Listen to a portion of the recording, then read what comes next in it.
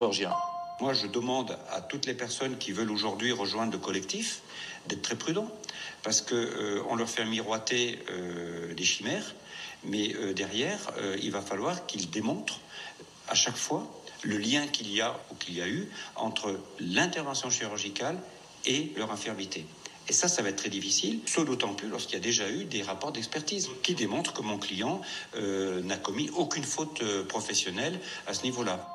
Le 10 mai, le docteur V sort de son silence et il attaque en diffamation plusieurs patients et plusieurs médias, dont le Parisien. C'est ça, par la voix de son avocat, maître Bernard Boulou, qui tient une conférence de presse sur les marches du palais de justice de Grenoble.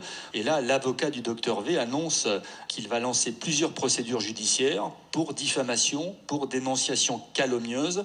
Et là, il cible des patients du docteur V qui ont donc témoigné dans les colonnes du Parisien et dans plusieurs autres médias. C'est une contre-attaque judiciaire assez spectaculaire, parce que c'est vrai que les victimes présumées ne s'attendaient pas à être attaquées de cette façon-là. Elles ont été choquées, elles étaient dans le statut de victimes, et là elles se retrouvent accusées effectivement de traîner dans la boue le docteur V.